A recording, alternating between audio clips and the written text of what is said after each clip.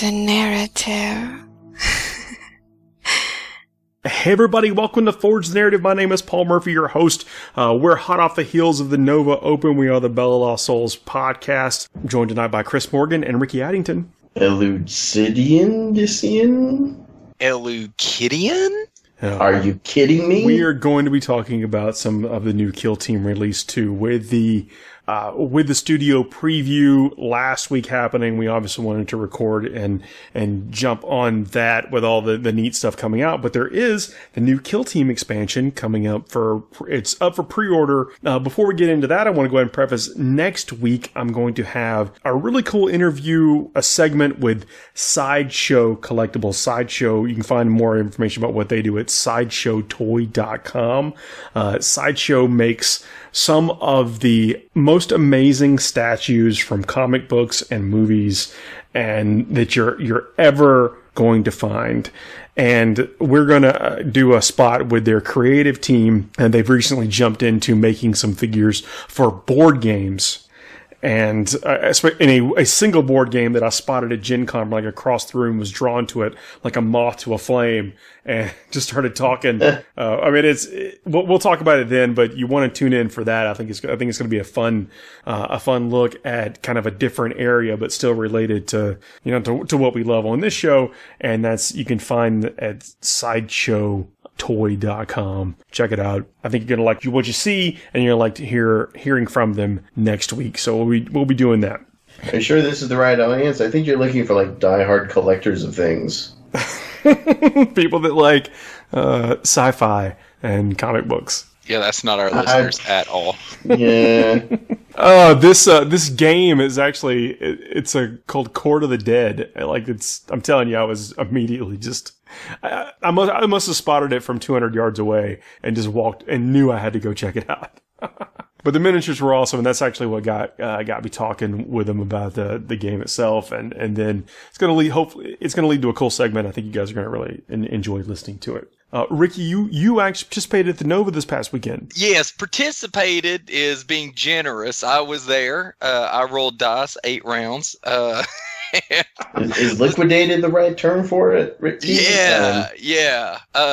Man, I'm going to be honest. This Nova Open is up there in my top 2 or 3 best 40k road trips I've ever taken. It was fantastic. Yeah, I don't even know where to begin on that one. I did play in the GT. I played poorly in the GT. I took all nights, and it was one of those situations where someone congratulated me on it. They said, "Wow, man, hey, good for you." And I was like, "Oh God." So it was one of those, but I had a great time. Nice pat on the butt. Yeah. Hey, good game. Thanks for the easy win. Is what I think you meant. But it was. I met a ton of new people. I finally met Reese Robbins and complimented him on the loss of his mustache. Met Mike Brandt for the first time, which is like I've been going to Nova for like 3-4 years now, and just finally said hi to him. But yeah, just met a ton of great people, and then all my friends and everything that come in for the tournament and stuff. Just I spent one day just at the Smithsonian, just dropped from all of our events, the Trios tournament, and we just went up, got on the metro, went to the Smithsonian, and I got to go to the Air and Space Museum, that's cool. Yeah. I got my picture taken with the Enterprise and sent it to my kids, and basically went, suck it. So they didn't want to go with us, so my kids didn't get to see the Enterprise. So that's you're right. You are right there. I went up there for a tournament, an invitational tournament they had several years ago, and the 2 days before we went to DC and hit up all the sites. Yeah, it's great. Like we pretty much decided that next year we're gonna do the same thing, because you cannot do just the Smithsonian in one day. Like that is it's spread out around the city. The different areas. There's so many different parts of the Smithsonian there. You'd spend days just doing that, right? But I will say that I know Evan Slagle and I raised a lot of money for the Nova Open Foundation through the bar, through the lounge area. So I know that we raised plenty of money for charity this weekend. So it was a lot of fun. That's pretty cool. We're going to have Mike Brand on again soon, of course, to talk about this. By all accounts, the tournament ran very smooth and was awesome. And this is par for the course. It's a destination event.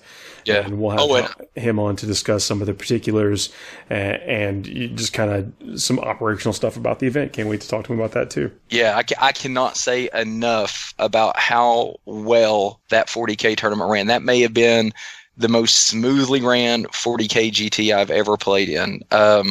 And they were sitting there and announcing, I've got it somewhere, but basically they set out milestones and they said, all right, if you are not here at this point, you're wrong. You need to speed up or do something. And if you haven't reached this milestone, you need to get a judge and to the table, right? So they were very proactive in making sure players were getting started on time and just aware of how much time they had left and where they should be, and it helped a lot. So yeah, kudos to them and how that ran, and that's something I think more people should adopt. But you'll talk to Mike about it, and we'll he'll talk probably say about the it. same. Man, let's talk about this kill team coming up. The Rogue Trader Kill Team expansion. Number one, the models are great. I think this is the first 40K miniature we've ever seen published or produced with sensible slacks, almost business attire. Are they pleated? I can't tell. I mean, they look great.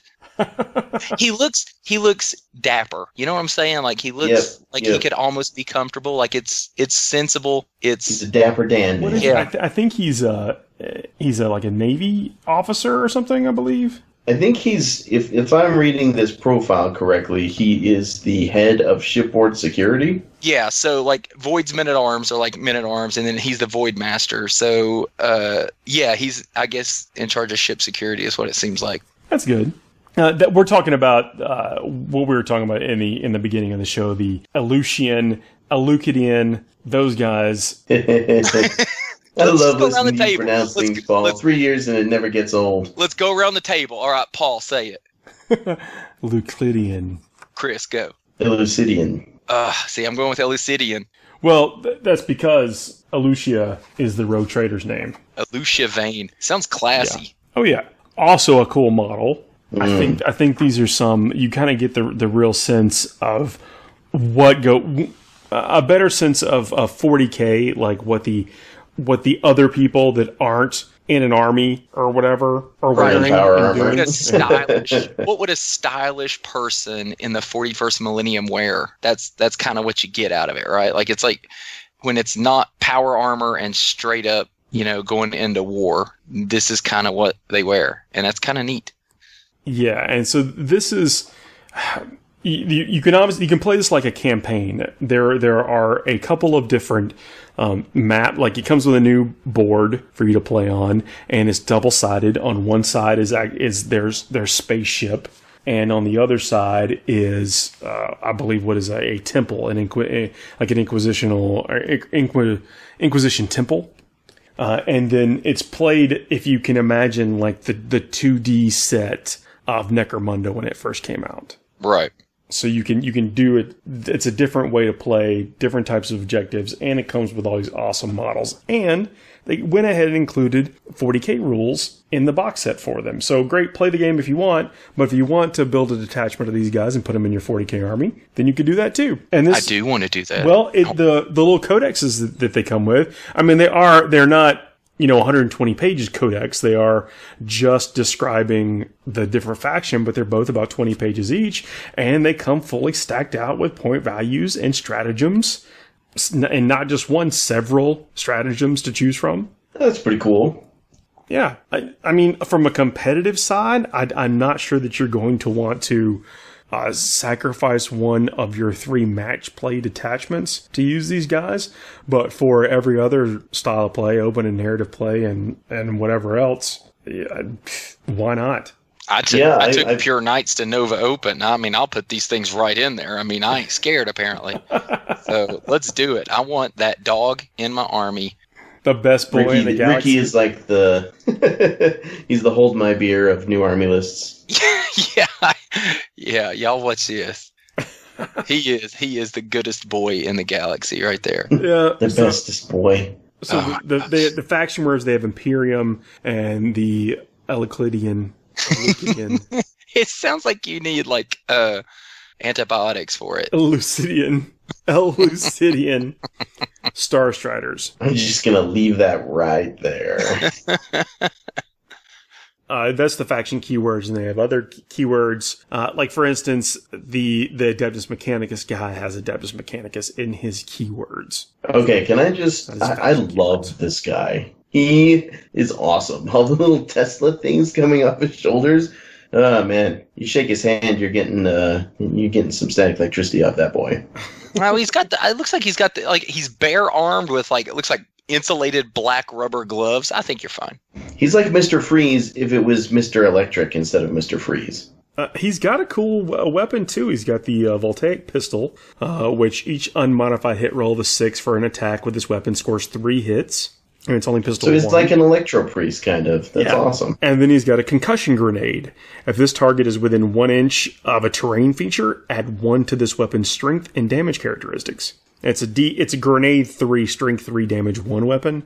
So turn it to a damage 2 weapon, strength 4. And that's actually pretty big in Kill Team because the way that you get cover and how you absorb damage and stuff it's its own mechanic. So he actually gets better if he's swinging at somebody in cover, and that's kind of like the main goal of everyone is to hug the cover, be within 1 inch of a terrain piece. Yeah, because you're trying to maximize on the number of flesh wounds and stuff you can get on people. Yeah, and it's negs. It's better. Everyone, if you're hugging cover, there's no area terrain in Kill Team really, so it's just about proximity to cover.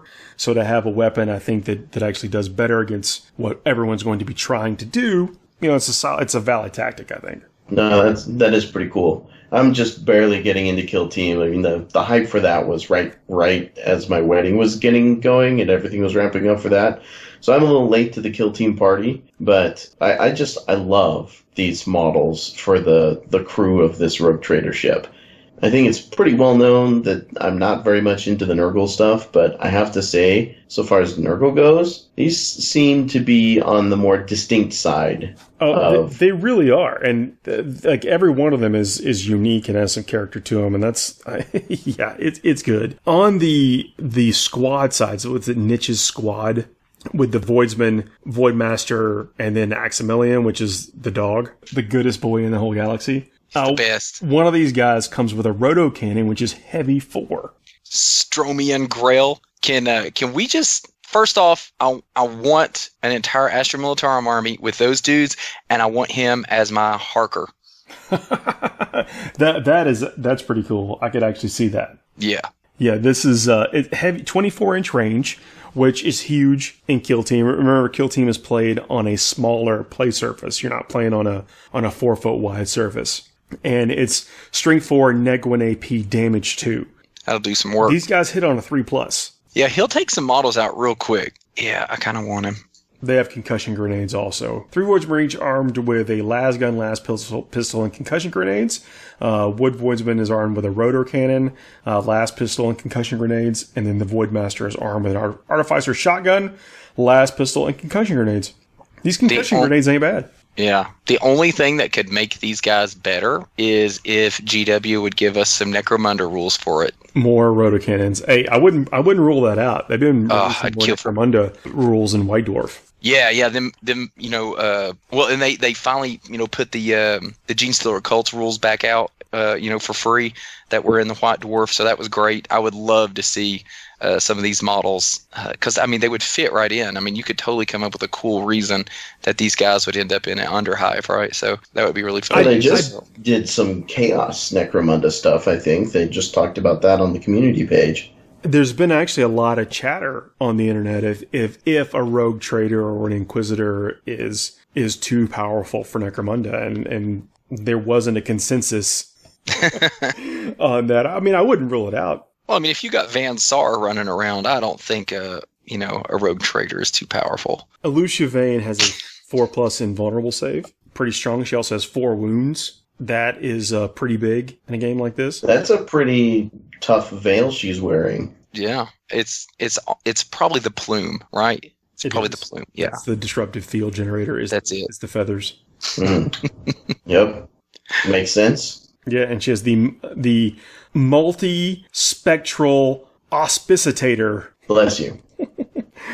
Reroll a hit roll is a 1 made for attacks by friendly Star Strider units within 6 inches of her. Yeah, that rotor cannon ain't going to hate that. Yeah, and now this is their codex rules. So again, I'm not sure that you're going to be seeing them show up in games of competitive 40k, but this stuff translating into Kill Team is pretty darn strong. I think Kill Team is where you're going to see most of these, and outside of narrative play in 40k, I would love to have those Rogue Trader models. In the Kill Team version of their stats, the things like the thing I just talked about with the rerolls is a command point ability.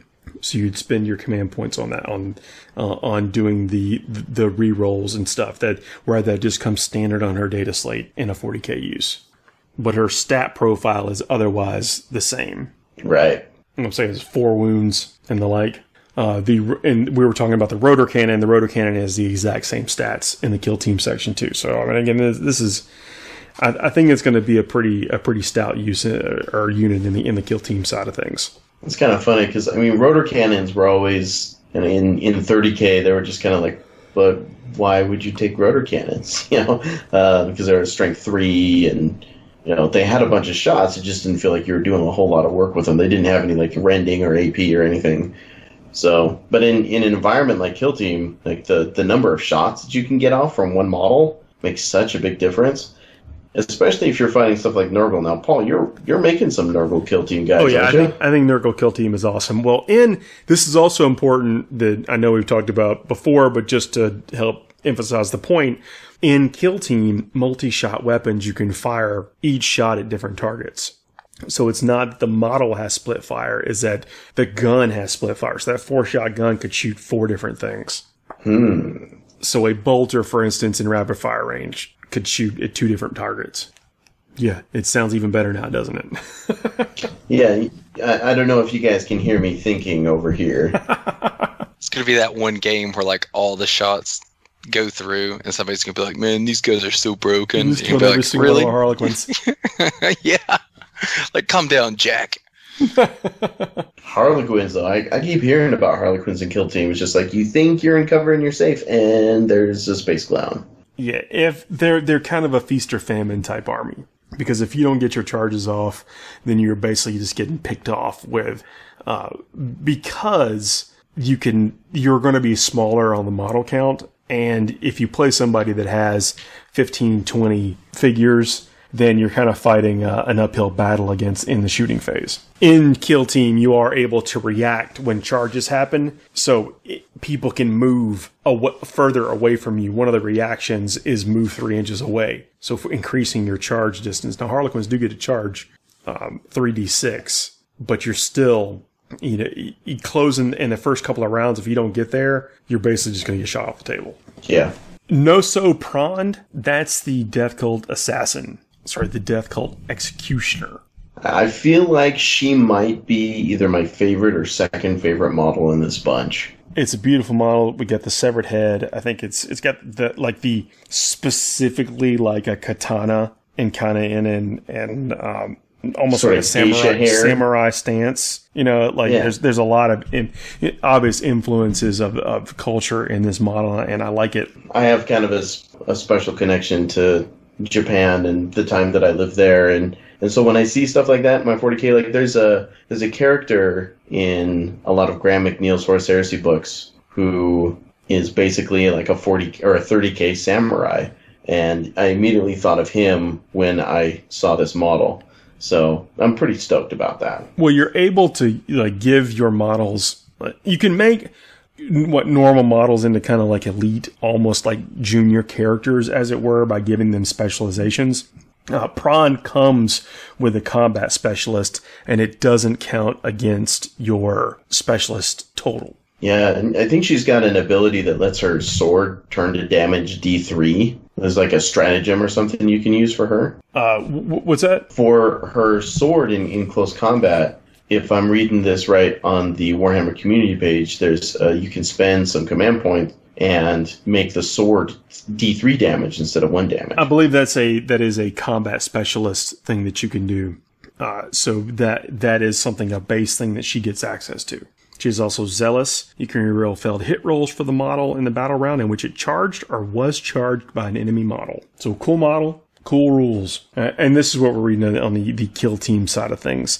Very similar abilities on the 40k side of it also. Oh, that makes sense. Yeah, the Nurgle side of things, these are all, it's a bunch of, great models. Already thinking about things you can use them for. Like if, for instance, you want to sprinkle in some variety in your Poxwalker unit. There's a few models in here that work great for that. There are a couple of models that would look awesome, in some Nurglings, or to maybe modify into a Herald if you want for Nurgle. The larger models aren't quite like Demon Prince proportions or categories, but they would be like a Beast of Nurgle, or they would make awesome. What I was talking about for Renegade stuff, like if you've got a Traitor Guard army or something, things hide in there for either Ogrins or some mutated commander or something. I could see some Plague Ogrins coming out of these guys. They're continuing the Nurgle tradition of how many mouths can we put on this stomach.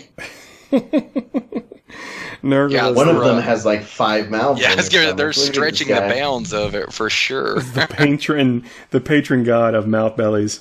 So this also, they've got each one of these has a codex, and so the Gellerpox infected have their own codex. Also, again, on the competitive side, I'm not sure that you're going to want to sacrifice a detachment in match play for these guys, because you only get 3 detachments, but things like that, the Hull Breakers is what the big beefy dudes that we were just talking about are. They do have 4 wounds apiece and disgustingly resilient. T5 guys.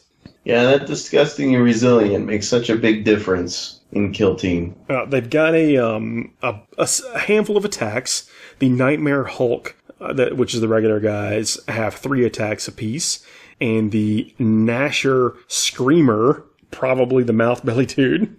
Makes sense. Yeah, with his Plague Cleaver. Yeah, it has to be him. They've got their He's got weapons. A whole barbershop quartet in his stomach. 4 attacks, but their weapons are 2 damage apiece, neg 2 AP. I can see some functionality out of these guys. I don't see people wanting him to get close. The Glitchlings, those are what seem to be the kind of singular or taller Nurglings. They also have the disgustingly resilient with a 5+ invulnerable save. Jeez. And they're squishable. Models in this unit, well, it's a negative. They only receive their disgustingly resilient against damage 1 weapons. So very similar to... Yeah, that's going to be most weapons, though, yeah? Well, in Kill Team probably, I guess, with las guns and bolt pistols and whatnot. But melta guns are very prevalent, I'll just tell you that. There's a lot of melta guns, Kill Team. There are. It's like, get close and microwave it to death. Seems like a good policy. I'm pretty sure that was how multiplayer went on that Space Marine video game. Yeah. Just basically get shotguns and go to town, which were the melta guns. Yeah, just go get close with the melta gun and boom, you're gone. But these guys too, they come with. I mean, in this little mini codex, there are 8 stratagems to use. So it is a complete force. You can take this and put it on the table as a detachment and go. I hate Nurgle. I've said it forever. It just gives me the willies. It grosses me out anyway. But I like some of these models with the mechanical bits kind of grafted into them, and how it looks like they're part of the ship's crew, and how they've mutated into this, and part of the ship has come with them and stuff. It's kind of cool. I guess they're like Nurgle space pirates. Yeah, well, this one dude has a giant hook, right? So it's kind of cool. This one picture cracks me up because the picture has got the dude with the hook, and then if you look all the way over the guy with the axe, he just looks very lackadaisical about it. He's just he's like, hey, I'm going to chop you now. And I can't stop giggling when I look at it. That was cracking me up. The detail on these guys is out of control, though. I mean, Bonkers, these are all they are multi-part figures, but they go together. I mean, they're going to go together pretty easy, and all the detail is pretty darn cool. Yeah, that Volgrar Thrice Cursed. I keep looking at it. Just like every time you look at it, you see one more little bit, one more little part on that model. Like doesn't he make you think of like ogres from World of Warcraft with the multiple heads? Yeah. I will guarantee everyone who paints that model will put it on the table and be like, "Yep, got him finished." And then they find something they forgot to paint. You know when you do that, like you just forgot to paint like a bolt gun or something. Oh, that's all you stare at for the whole time. We don't talk about that. We don't. That's that entire model. You're going to do that on that entire model. Stop it, Ricky. Stop it. And again, really cool models, and the board itself, the Kill Team board, it does flip over. Like the ship itself, doesn't take up the whole map, but on the other side of it, there's terrain over the whole map. Like the ship is designed for. Is this like a paper mat or something like that? It's like a fold out kind of thing. It's a fold out card. So it's a real thick card. Yeah. So kind of like the Horus Heresy box set tiles. Yeah, these fold out though. Okay. What was that one? Say if you ever it was like Moonbase Cassis or whatever that came with those STC ruins.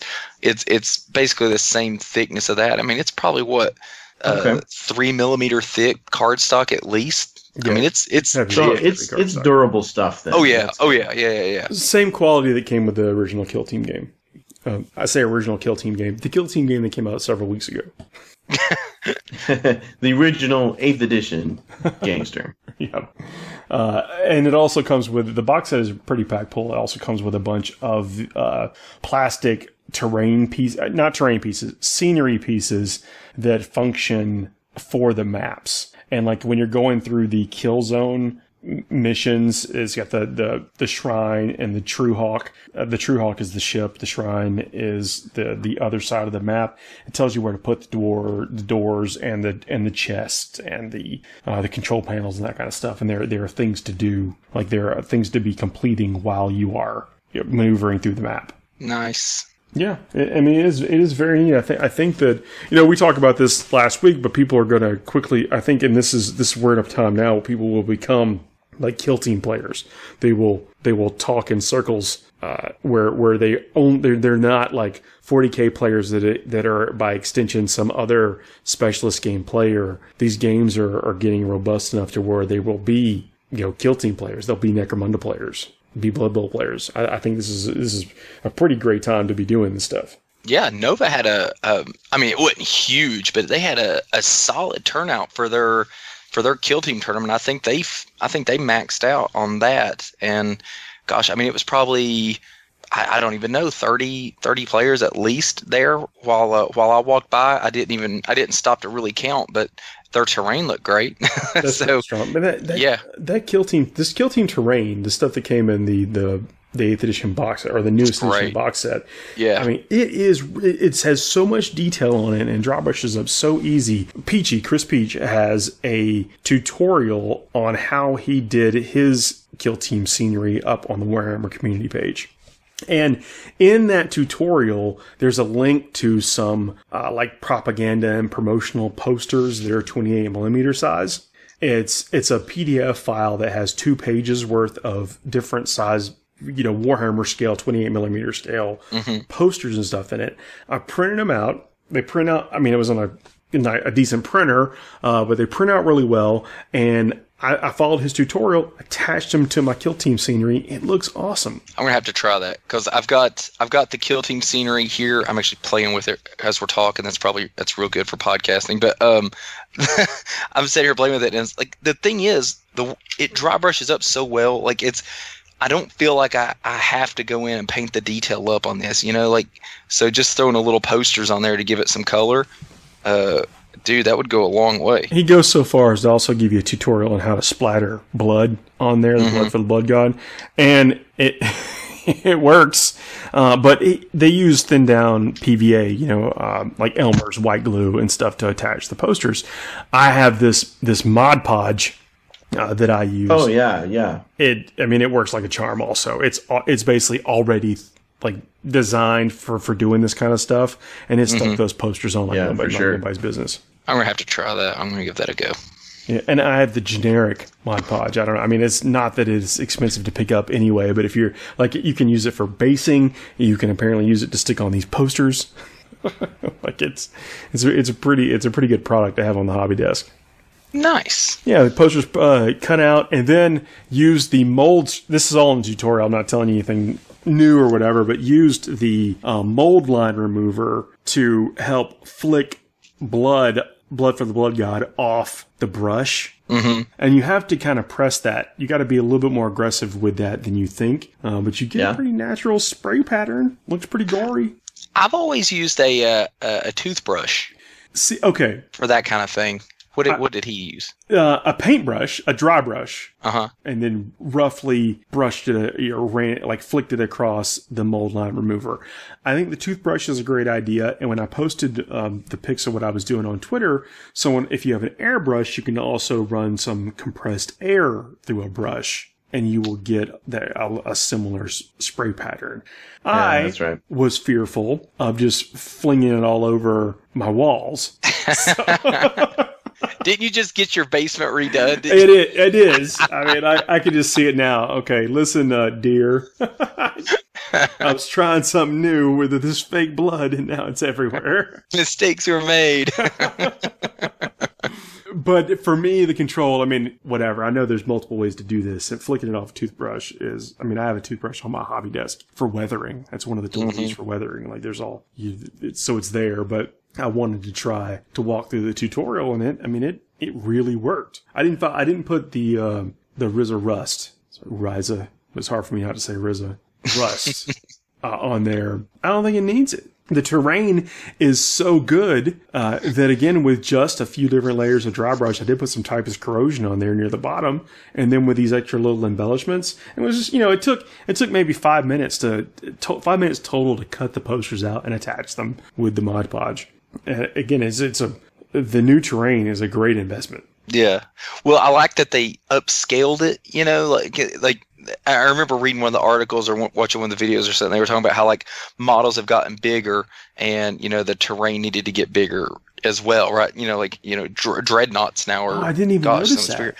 But yeah, like the entrance and so like the big archway is bigger. So like, Redemptor Dreads and stuff. Well, does a Redemptor Dread need a door?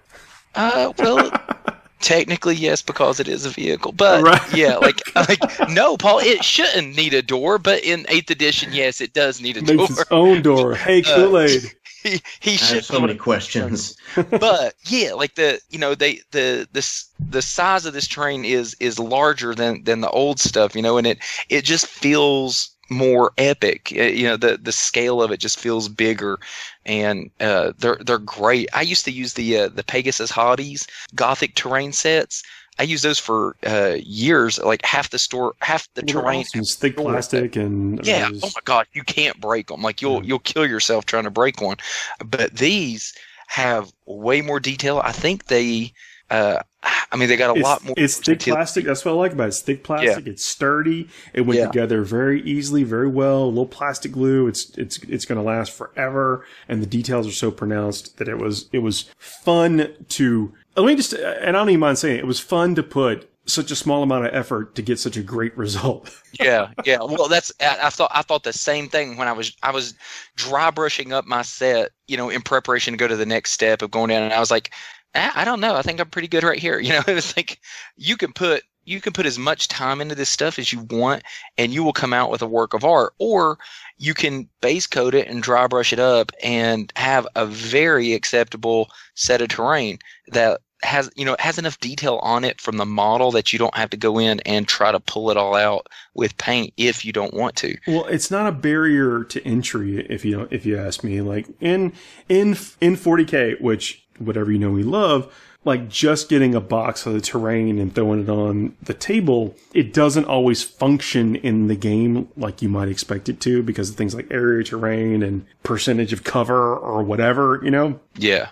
This just, like, you can just take what's there, put in this minimal amount of effort that we're talking about. You have a beautiful table, and it works in the game. Like, for Kill Team, it's perfect. Functional terrain is always the trick, right? It is always felt that there's this compromise between usable terrain and good-looking terrain. Have you ever run into situations like that where you're like, wow, this table looks amazing, but this is But terrible. none of my models fit on the stuff, and Yeah. they're all on it. Everything's a slope and nothing stands up. Well, So having actual usable terrain it makes such a difference. Like, and when it looks good, there's this extra level of immersion that you get when you can put models on the table. I mean, if we don't have that terrain, we might as well be playing War Machine, right? Just throw some felt down and be like, oh yeah. I would say playing on a table that has terrain on there that is really not. I don't want to say functional like rules, because cover rules have changed over the centuries. But what I like, when your models don't fit on any of the terrain, don't stand up on any of the terrain, I'm like, who made this? Like, who did not have a Space Marine model to just test sitting on this terrain before they finished it? That's like the basic Space Marine model. Like some of these guys, you think, well, I mean, my top heavy metal models will never stand up on this. Like, you basically just have to plan on laying your figure down on the ground somewhere on this table. Man, I tell you, like, come on. But we don't have that problem with Kill Team. Let's take a quick break, and I'll come back and talk about, with the competitive scene, there's always some challenges. And I've read about one on the internet recently, and I'd like to discuss it. Oh, that's dangerous. I know we are on the internet, but you gotta stay off the internet, dude. Like, I feel like I need old enough. So we'll be right back. Forced Narrative is brought to you by Dicehead.com. www.dicehead.com. Games, hobby, supplies, and comics. They have it all. Thanks for sticking with us. Got Ricky and Chris here. I'm still here. Poor Paul. Contractually obligated. What I didn't, what I want to talk about is not incredibly dramatic, but there's been a lot of discussion in certain groups about people feeling entitled for tournaments to post their list, and then for participants in tournaments to post their list publicly, where everyone can see and read and use and whatever, and then some amount of people on the other side that are either opposed or want to somehow chide the other folks for accusing them of just net listing or wanting to net list or whatever. And to me, it just seems weird that would be something that people would argue about anyway. But then, this is 40k. There was no one thing too small in the giant grim dark to nitpick over. Yeah, and in my opinion, as someone who podcasts and likes to look at data or whatever, I think that having just functionally just having the list available for people to see gives more things to talk about, more commentary, more ideas to inject into the community. It's just better. More data is always better. This is what you see in like the Magic community and stuff. I mean, when a deck hits, it's published, like everyone has perfect information about what their opponent is playing. They have their deck list, they have what their sideboard is or whatever. And so that stuff pretty makes it out to the internet almost immediately. They actually went through, and I'm not completely up to speed on what actually happened here because I don't follow it 100%, but there was a period of time when Magic Online, which is the online, obviously, platform to play Magic, where a lot of the same formats exist. There's some differences, but a lot of the same formats exist, and they run tournaments more often. So it's not like a weekend thing. It's a 10 times a day type tournaments, and all the deck lists were getting out, and so it was causing big meta shifts more often than the game decided they want. And I think they rolled it back to the way where they wouldn't post as many tournament results with deck list for Magic Online. Again, I'm foggy on that. I'm just kind of representing both sides of it. But for the face-to-face, the live tournaments, the deck lists make it out almost immediately. Like their top 8. Making top 8 is huge. And of course, winning the overall is huge in that. But the deck lists make it out immediately. It drives market prices for cards. It immediately shifts the meta one way or another. But it also gives people fuel to write articles. It gives people inspiration to build their own decks. It starts the churn of making things to beat those decks. It's just, in my opinion, the positives greatly outweigh the negatives. And I have trouble kind of kind of maybe grasping why other people are so opposed to it. Posting lists for Magic cards and posting lists for Warhammer 40k, there's a couple of really big differences there. And in terms of like people's paranoia about a net listing or whatever, copying like a good player's list to bring to an event, we're talking about a miniatures war game, right? If you're posting if there's a mandatory post for your list, 3 or 4 weeks in advance of the event, even 2 weeks in advance of an event, how many people are just going to be able to pull those models out of their hat to copy? I don't really see that being as much of an issue as people are thinking. And I have to agree with the points you made, Paul, about it gives us something to talk about. And I've heard accounts of players who will post a list to Best Coast Pairings several weeks in advance, and then the day of post a different list just to kind of psych people out or whatever, because they're trying to be that I don't know if you want to call it like edgelord competitive, but I don't think anything like that is really necessary. I don't think it's something that's really worth arguing about. One of the great benefits of having lists posted early, especially where we have a game like 40k versus a game like Magic. I'm not necessarily about talking about posting early. I'm talking about posting in general, but posting early just at all. But posting early is, that's a factor too. That is definitely a factor. Early is not really so.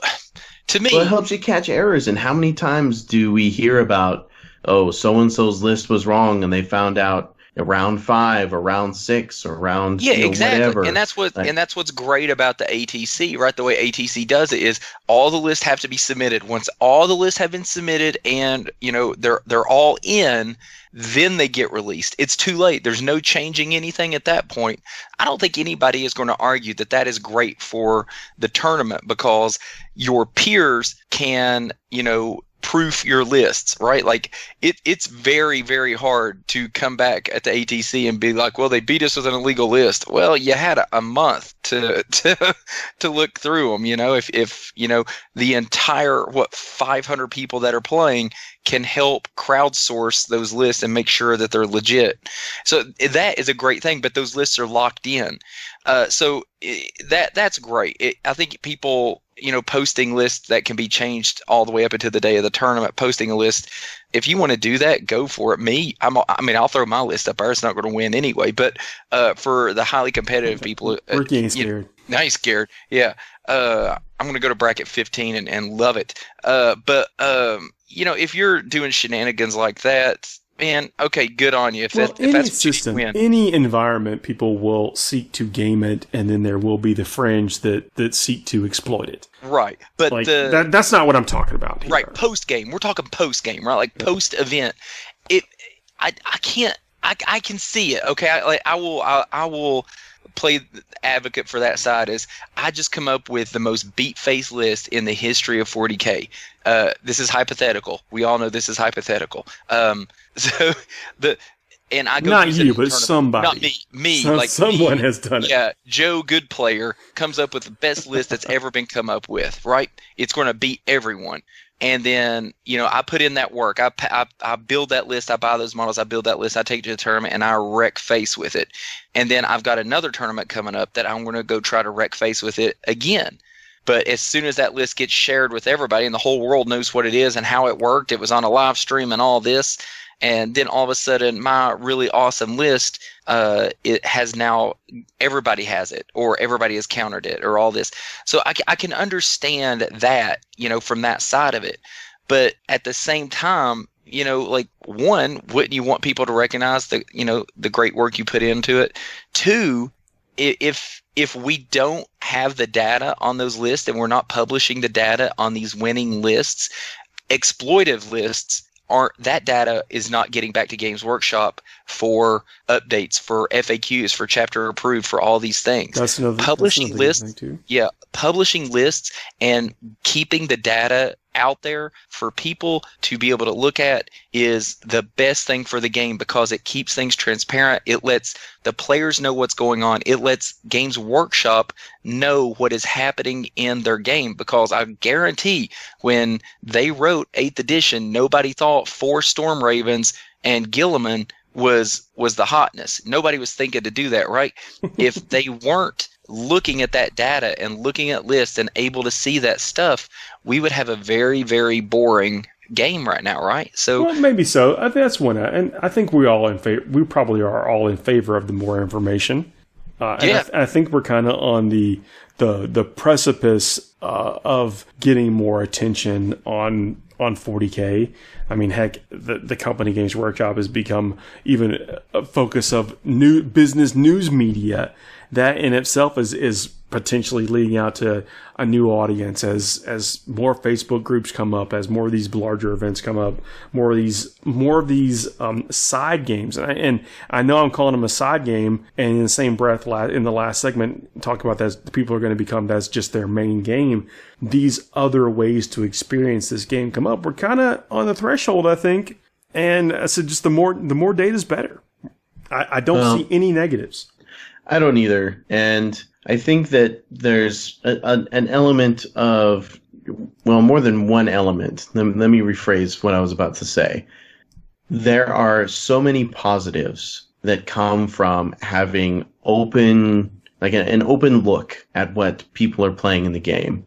Not just from a player integrity standpoint or from a transparency standpoint, but from the sense of community and the idea that, you know, if we're talking about, name some good players. Like there are people in the 40K community who are becoming fans and who are talking about these people and not to draw unnecessary parallels to sports or athletes or anything, but like there are people who follow these people and who take their word at, you know, what is good or what is bad in 40K as, you know, in some cases like it's gospel, right?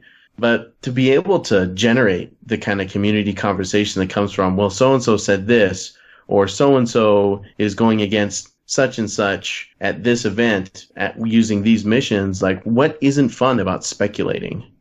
Yeah, it's kind of hard to complain about talking about your hobby. You know, it's I'd say 80% of what we do for 40K is talk about 40K, right? Like have these conversations and all of that. Like that's, I mean, I can't imagine not, you know, talking about the hobby all the time with my friends in it. So I think anything that fuels those conversations and keeps the excitement, you know, going is a good thing. Yeah, I mean, maybe I read too much into it, but there was it seemed to be violence too strong of a word, but like really oppositional schools of thought on this. Visceral, and I just don't see any real tangible negatives to having these lists published. I mean, it would draw comparison, and I'm drawing comparisons to Magic because it has a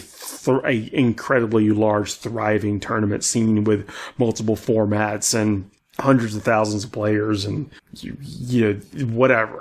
That's the only reason I'm doing it, and I think a big part of that is this machine of information that drives discussion, card prices, builds, formats. I mean, heck, there have been formats that have grown out of just community discussion and involvement. And I think that as we move more and more 40K and Sigmar and stuff that direction, that it's only better. It's only better for us to mimic some of those positive things and having this again machine of thriving, almost like I think it's a more like pulsating, living meta than we have here. Now, they obviously don't have to create and build and paint their cards, but there still is some scarcity and rarity and constraints around that kind of stuff. But I think that it's faster moving still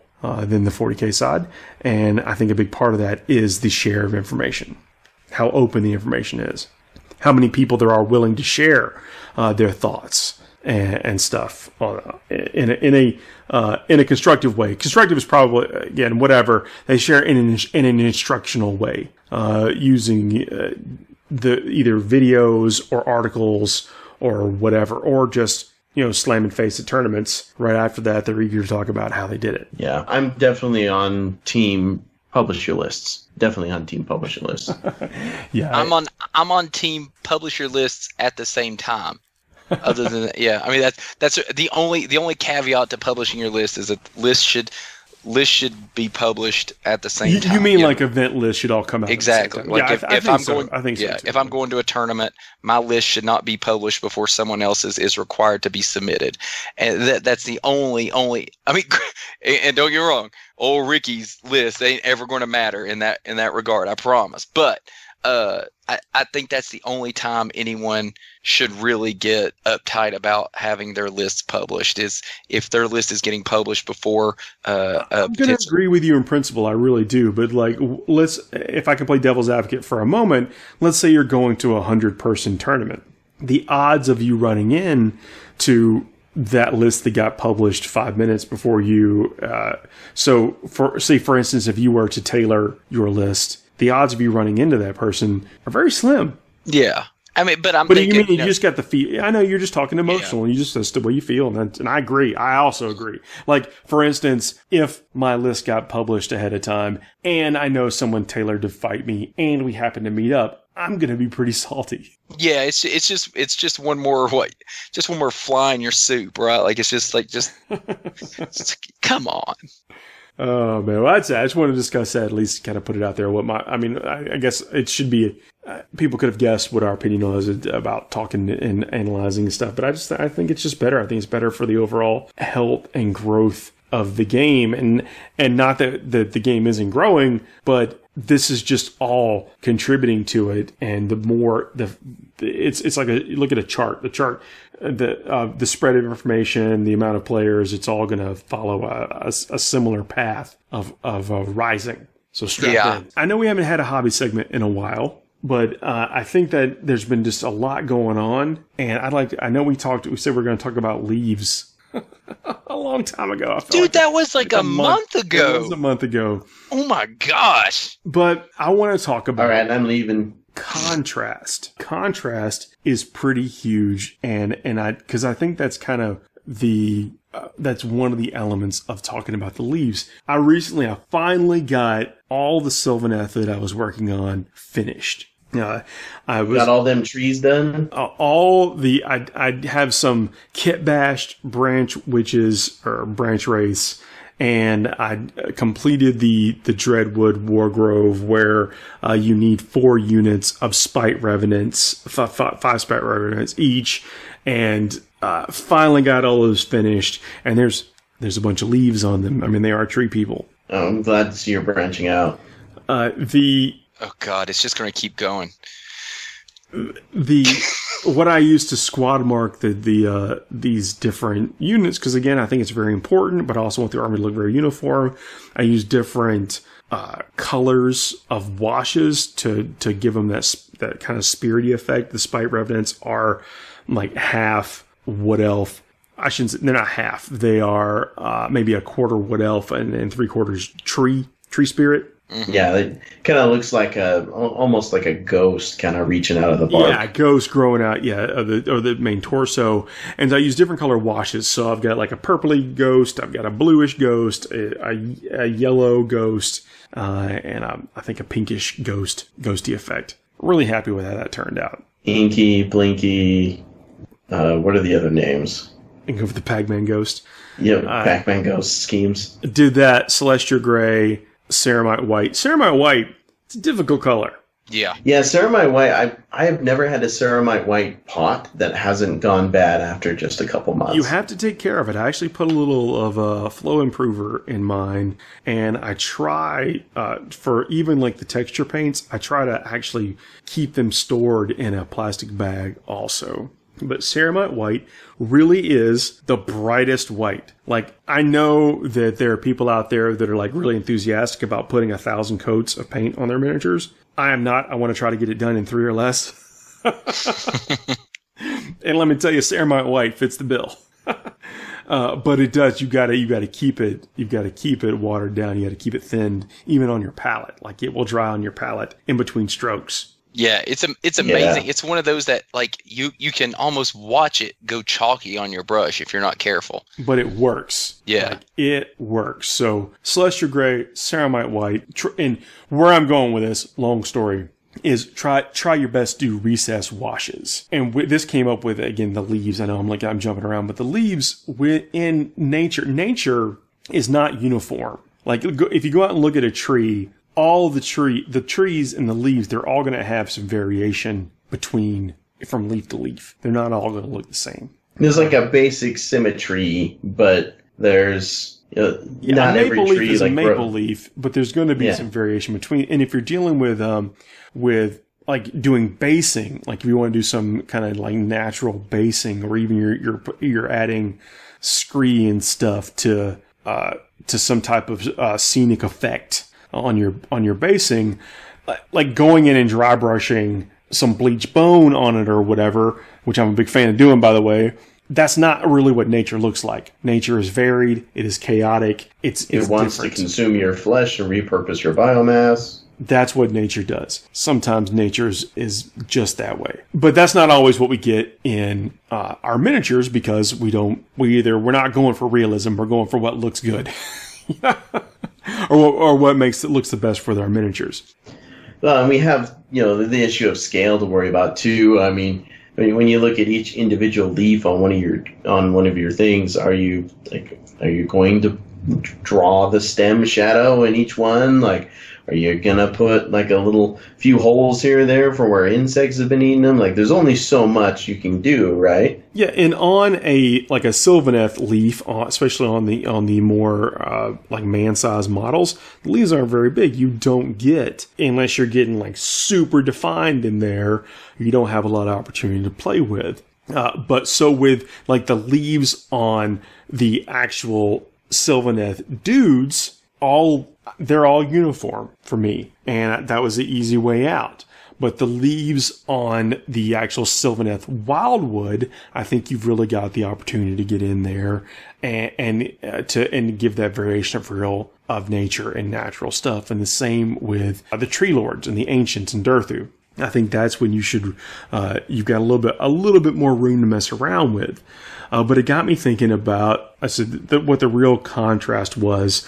And when I was looking at the skin and the leaves, I thought it was all a good topic to talk about that, because this is a long way getting around to recess washing versus just coating the whole model in like a Nuln Oil or that purple wash or whatever I was talking about. When you go with a full coat of wash, you knock out almost all the contrast that you would otherwise be looking for on your model, which is really going to look good from 3 feet away. Yeah. You take it all away.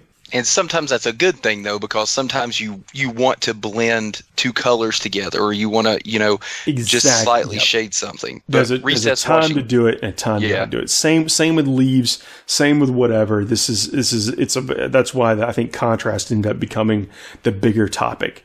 Can I interrupt and just say that I think one of the most prominent times that you're as a 40k player that you're going to do a recess wash is when you're painting your apothecary, and you take like a blue wash and go around that white and kind of do like an edging, like a light blue edge to that white to help give it some contrast.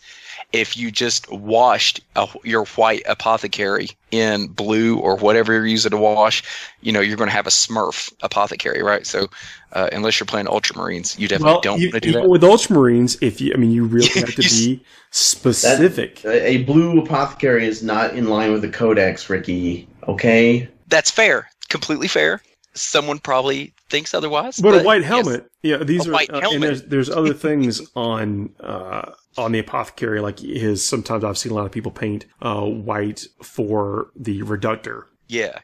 And it's one of those things like I'm not very good at white. White is a thing that I don't do well, especially with shading and trying to keep a sense of depth with it. And so when I do white, that's one way that I do it, is do that recess wash around those links in the armor plating, and that really helps give that sense of contrast. I just think you've got to be deliberate. Like what you said a few minutes ago is exactly right. Like if your idea is to knock back the color, like for instance, maybe you don't have the exact shade of metallic that you want, and you want it to be darker, or you want it to be browner, or whatever. You're going for something kind of specific thing. I'll give you another example in the Sylvaneth. The Sylvaneth that, they come with these, like stones with runes carved on them that have these vines kind of wrapped around them or whatever. Yeah. Real quickly, I painted the vines Deathworld Forest. I painted the rock, not Codex Gray, but whatever the current flavor of Codex Gray is. And then I just coated the whole thing with Athonian camo shade, and I was done. Easy peasy. Well, it was on the base. I mean, it blended in the stone, the gray color a little bit with the vine color. It looked like it might have been sitting in the woods for a long time, and that was all I needed to do. If I needed that stone to be brighter, though, I'm causing more work for myself by not being more careful with the wash. And I think that's, some folks might think the recess wash takes too much time. It's not that it's overly hard. You get a tiny brush and you get in those recesses. It's very possible. Yeah, and it's actually easier than you think, because of that capillary effect. We'll sometimes just want to pull it into those recesses. So it's actually kind of fun to do if you do it right. If you're using an oil wash, sometimes if you go in with oil and you've got it just thinned just perfectly with some mineral spirits or white spirits or whatever the flavor is where you are. Yeah. But by the way, flavor, don't taste it. No, yeah. But when like you've got like a 2-inch long panel line or whatever, and you just tap that brush at one corner of it, it zips along the 2 inches. You're like sorcery. Yeah. Oh, I am the greatest hobbyist. Did it? Is there a camera on me right now? I just it's the best wash. Who can I tell? Who can I inform that I just did this? Yeah. This so you gotta wash it off real quick so you can do it again. Oh, there's never a shortage of panel lines. No, yeah. But where I'm going is that I think that there's we talk about liquid talent, and Nuln Oil and Agrax and Athonian Camo Shade, it really is liquid talent. You can get a lot of mileage out of it, but if you're going for that specific look, or you need something or you only do have 3 minutes, you realize you needed a new unit the day before the tournament. Yeah, you're gonna do some recess wash. Just probably ain't in your plan. Yeah, but it's one of those things where you can always go back and do a recess wash. If you just get your base coat on there, and then you can go back and do that recess wash. If you haven't just doused it in Nuln Oil, you can always go back and put a little recess wash into those spots. Another thing is, maybe you do paint your model, do a big coat of Nuln Oil, and then brighten up a section with a different color or something. Then you can still go in and do a recess on that specific area and not get that wash everywhere else. It's washes are a tool, and there are multiple ways to use that tool, right? Like you can just wash the whole thing in it, or you can apply it precisely where you need it and get two different effects out of the same bottle. So what I'm arguing is that it's where you spend your time. Are you going to save your time on the wash, like the all over wash, or are you going to save your time by going back and recreating that contrast because you didn't do a recess wash? Right. And I think you have to. All I'm really suggesting is being deliberate with how you apply it. Like if you don't need the contrast, like say it's chainmail, or you just sprayed your Custodes with Retributor armor and you just want to put some Sevia on there and then paint some details. Your details, you're gonna put your details elsewhere. That's cool. I think that's a perfectly good way of doing it. Right. And again, like if it's something that you are just going to dry brush over or can dry brush over and get the effect you want, then, save your time on, like if I'm going to be painting like the Citadel wood, that's coming to my mind, like the leaves on that, right? If I'm going to do that big piece of all those leaves, I'm going to paint them green. I'm going to put a wash on it, and then I'm going to dry brush. And then once all that's done, I might go in and pick out a few leaves that are a different color. It's not a big piece that I'm going to do recess washing on each individual leaf. But I'm going to save my time doing it that way so that I can go on and focus on other spots, right? Yeah, as great as all the washes are, they I was going to say wash out that contrast. It was probably a little too spot on, but they wipe out the contrast. And if you plan to go back and add it in anyway, like if you're like, for instance, my blood angels are a bright red, and for the longest time I would base coat them. I'd hit them with the Mephiston red spray, and then go back in with a chestnut type color, chestnut wash type of color, and then have to go back in and add in all that brightness again. Whereas if you just did the recess wash around it, you would have kept that vivid color, but still gotten that depth that you still get from the wash. Full disclosure, if I'm painting a squad of 10 Marines, they're probably getting the all over wash. If I'm painting one or two, like the character models or whatever, I'm going to go in and I'm going to recess them. Yeah.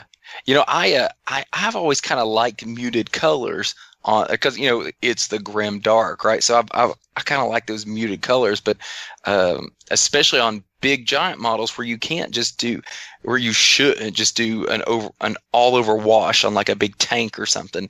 But you can go in and get the recesses with it. That way you keep your color. You don't get those streaky lines. That's the worst. Yeah, you got a big flat panel, and like you can see where it dried funny. Yeah, where it pooled in certain areas, or you see the brush strokes where you've done stuff. That's terrible. Please, y'all, don't do that to your models. Do a recess wash. So that's, again, thanks for y'all indulging me in the hobby segment. That's where I was, like, it morphed. I was going to talk about just how to paint leaves and getting depth of color on a really, really tiny area on a model. And it got me thinking why I was doing it in the first place. Like the bark on my Sylvaneth is really dark, but I went for the whole army theme has a real summery and bright theme. And so I want all the leaves and stuff to be super bright and in full bloom. So it's Deathworld Forest. Then I go in with Athonian Camo Shade because you knew that was coming. You're sponsored. We know. Yep. Sponsored by Athonian Camo Shade. And then it's Warboss Green. No, sorry. Warpstone Glow as the coat on top of that. And then go in with what I attempt as an edge highlight of Moot Green. But that's just... You just have all the greens. For a Blood Angel player, you have a lot of green. Well, this is... Well, green is technically the complementary color to red. And personally, I don't use green so much with my Blood Angels. I like to do like lenses and things with blue just because I don't like the Christmas contrast so much. Right, yeah. I do blue lenses as well, yeah. But it works because if you mix two complementary colors, you'll get a brown. And brown is actually a really good recess color for a Blood Angel's army. On that red armor, getting a brown in those recesses, even if it comes, from a green tint in a wash or something, that can actually be, I've seen it pulled off well. Yeah, absolutely agree with that. It's kind of funny. You got to play with this in your own way, but I think just being really planning out, being deliberate about what you want your end effect to be, will give you the best techniques to save your time, and it's where you want to spend the time. And as I try to get better at painting, I prefer to spend my time on what I consider to be some extreme or fun details that I might not have painted before, and not battling against a time-saving thing that I attempted earlier in the process. Yeah, I think that's an important thing to do when you're painting, large numbers of models, especially is this technique that I'm using, is this helping me in the long run, or am I wasting time on it? And that is it costing me time? I should say, not wasting, because you're getting to a good result, but is that result costing you or sucking away valuable time that you could spend on the next model? If it looks great, but you've spent 10 hours on that single model and you've got a whole company to paint, you might want to reevaluate your technique or your plan for that model. That's it, guys. Well, thanks for spending the time with me today. Thanks to everyone for listening. Thanks for everyone who has given us the 5-star ratings in iTunes and thumbs up and stuff on YouTube and subscriptions. We absolutely appreciate that. That's what keeps us going. We live off of it. Please continue. My check's in the mail, right? You guys have been saying that for months now, but Just keep holding out. Yep. I'll keep checking. You guys have a good rest of y'all's night, guys. See ya. Good night, world.